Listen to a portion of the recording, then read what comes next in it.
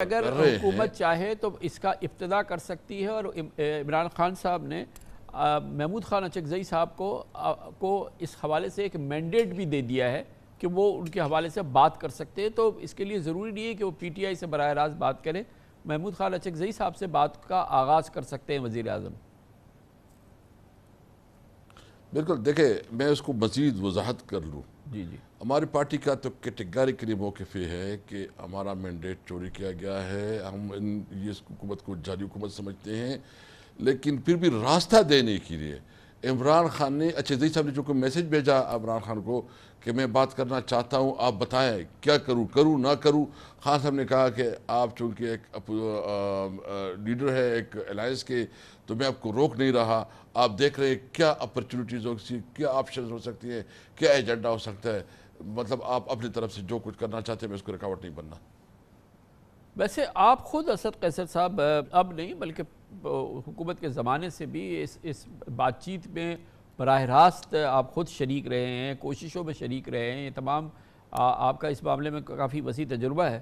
تو بہرحال جیسے کہ ایک عام مبصر ہے، اس کا خیال یہ ہے کہ اس تمام مسائل بڑے سے بڑے جو ہیں، بڑی سے بڑی جنگیں بھی جو ہیں وہ مذاکرات کی میز پر ہی ختم ہوتی ہے نا، معاملہ تو مذاکرات پر ہی ہوتا ہے۔ تو اس کے لیے جو ہے وہ ٹھیک ہے، آپ کی جانب سے جو شرط ہے وہ اپنی جگہ ہے، مگر اتنا ادراک کتنا ہے کہ بہرحال اس کو ہم نے ٹیبل پہ ہی بیٹھ کے بات کرنی ہے، تو اوپر سے لے کے نیچے تک کتنا اس کا ادراک ہے خان صاحب سے لے کے آپ کی باقی لیڈرشپ میں؟ دیکھیں ہماری ڈسکشن بھی ہوتی ہے اور ہم چاہتے ہیں کہ ملک اس کرائسس سے نکلے، اور ہمارا بھی یہی موقف ہے۔ دیکھتے ہیں کہ حکومت کتنی سنجیدہ ہے۔ میں تو ابھی تک یہ سمجھتا ہوں ان کے پاس اختیار ہی نہیں ہے۔ یعنی سب سے پہلے یہ کہ عمران خان صاحب آپ کو پتہ ہے کہ کراچی میں کون سی سیٹ یہ جیت چکے ہیں، یعنی اس طرح بھی یعنی ہمیں دبانے کے بعد، ہمیں الیکشن کے لیے مہم نہ چلانے کے باوجود، ہمارے ساتھ جو کچھ ہوا وہ اس کے باوجود اب نے ایک فیصلہ دیا، اور اس فیصلے کو 45 سے 47 میں کیسے بدلا گیا، اور مطلب آپ نے ہم سے مینڈیٹ چوری کیا، حق حکمرانی عوام نے عمران خان کو دی، آپ نے اسے وہ جیل میں رکھا۔ یعنی ہماری جگہ آپ ہوتے کہ عمران خان صاحب آپ کیا کرتے؟ پھر بھی ہم یہ سوچ رہے ہیں کہ چلو ایک اچکزئی صاحب کے پاس آپشن ہے۔ میں ابھی کوئی کیٹیگریکلی نہیں کر سکتا کہ انہوں نے کوئی بات کی ہے یا نہیں کی ہے۔ ہماری جو ہے نا ایک راستہ ان کے لیے کھولا، اگر وہ کوئی سنجیدہ دکھاتے ہیں تو وہ ایک راستہ ہو سکتا ہے۔ بہرحال ہمارا تو اب بھی وہی موقف ہے کہ ہم تب مذاکرات کریں گے جب ہمارا مینڈیٹ واپس کی جائے۔ لیکن ایک چیز ہم نے دیکھی ہے کہ ظاہر ہے کہ حکومت کے زمانے میں تو دوسری سیاسی جماعتوں کے ساتھ یا اپوزیشن سے بات نہ کر کے، جب تو حکومت میں بھی تھی پی ٹی آئی، جب بھی نہیں کی، خان صاحب نے بات نہیں کی اپوزیشن سے اس وقت بھی، تو اب تو ظاہر ہے کہ وہ حکومت میں ہیں تو یہ بات چیت کیسے ہوگی۔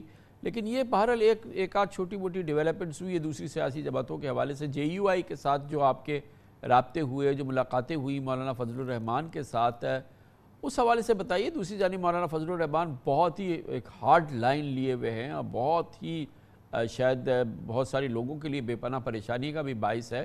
ان کے ساتھ تعلقات کی کیا پوزیشن ہے آپ کی؟